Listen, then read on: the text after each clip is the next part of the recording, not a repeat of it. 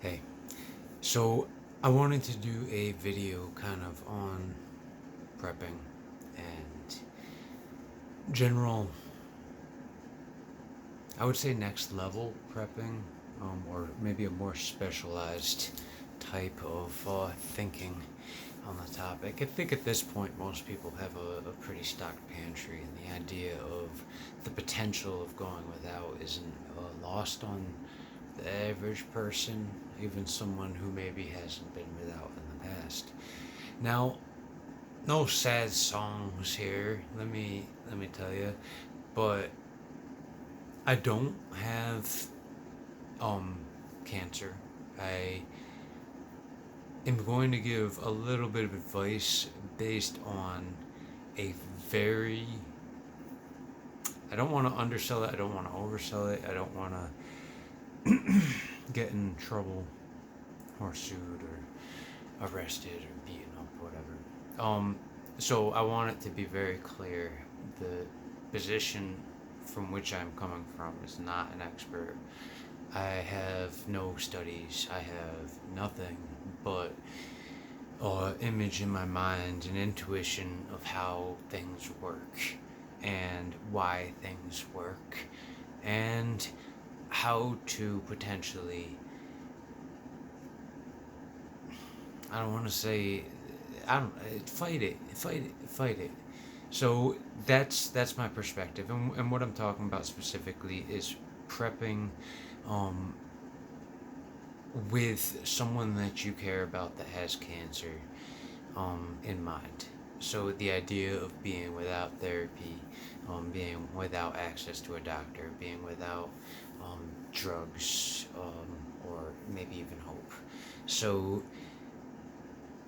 I understand that there are stages, and that this is,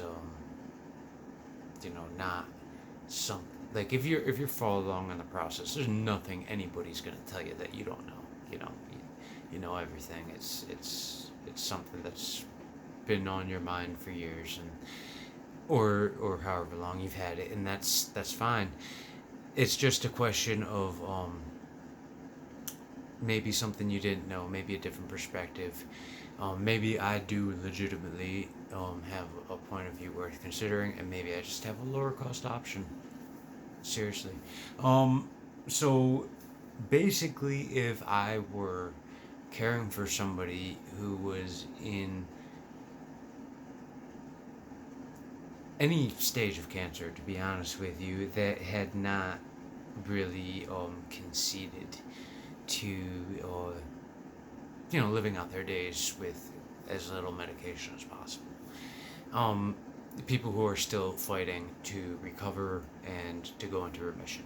So those are the people that I'm talking to, and you are facing the potential of some sort of societal collapse, some sort of um, breakdown in the supply chain, or overrun of hospitals. Um, these are legitimate concerns in this day and age. So these are the three items that I would have stocked and prepared. And the first is capsaicin.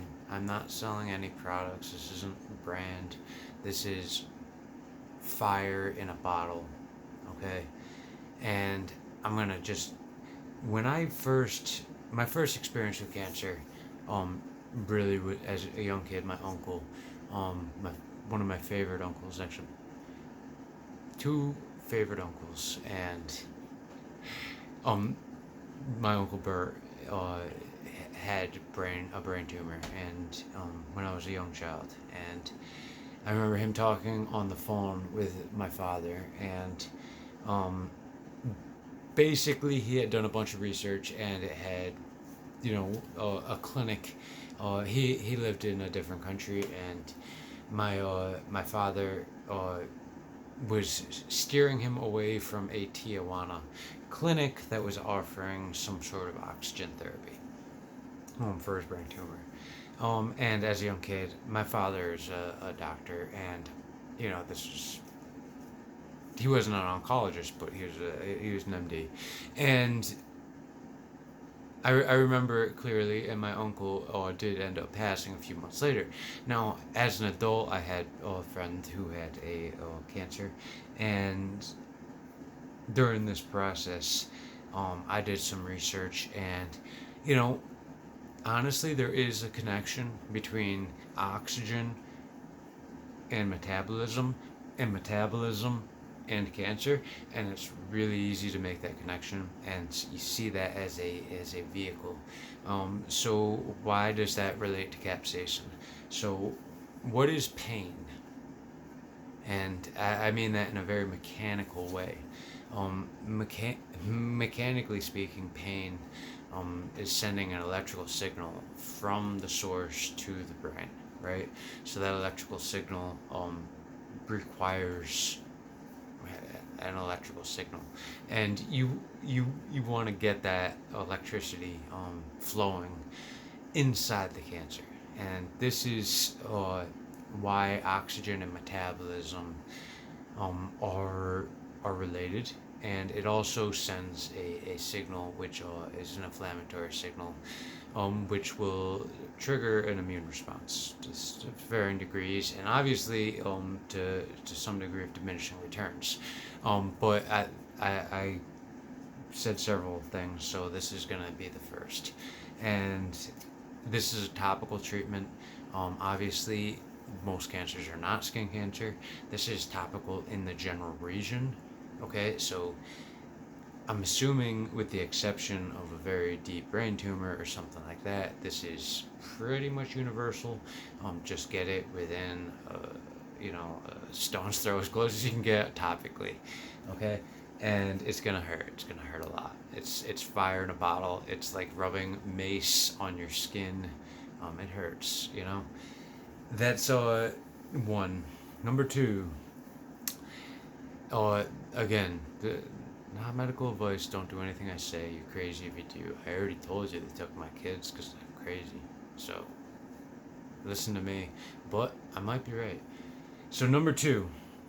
This is what I'm gonna call a transporter, right? Um, this is a product that is used by two industries: vets and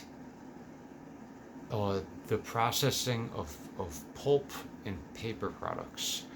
So this is a dimethyl sulfide oxide. It's a transdermal fat soluble chelator.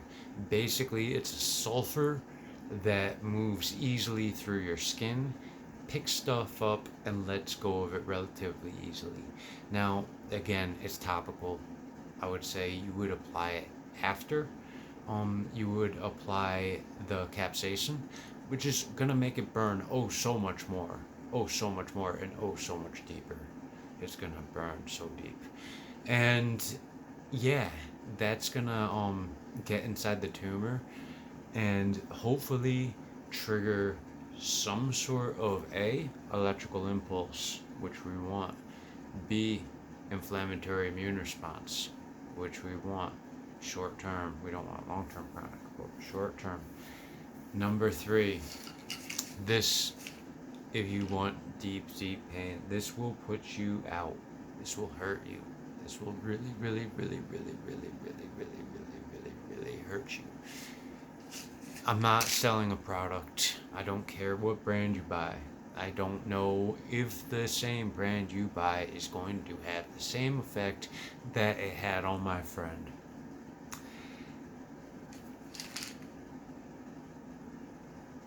Natural killer cells. It is an immune cell. I don't know how it's stimulated. I don't know if it's stimulated safely. I don't know if it's even really stimulating natural killer cells.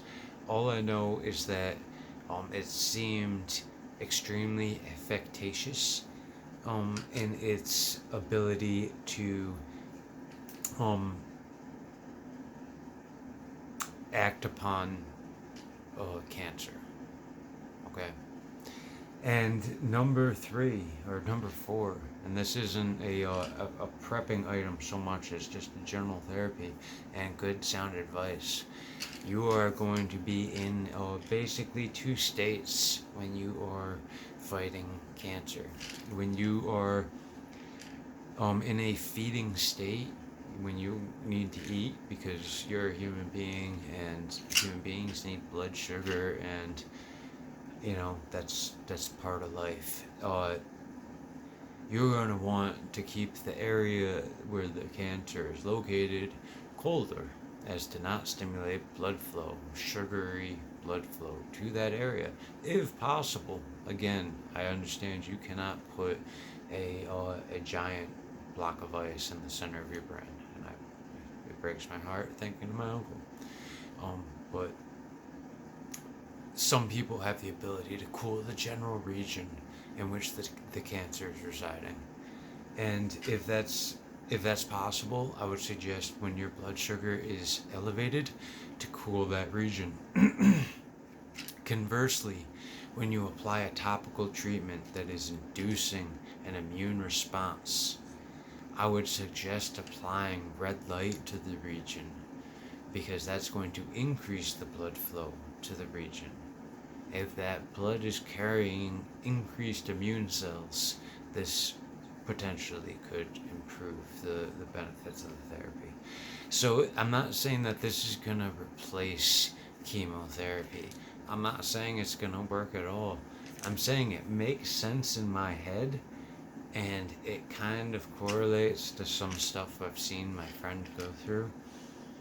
So take the advice. If you're worried about the future, if you're worried about, therapies, I think that this is a low cost combinational therapy that could be beneficial in times of legitimate national emergency or global emergency, when you might not have access to therapies at any cost. So, yeah, that's my crazy advice. Take it or leave it. Probably leave it.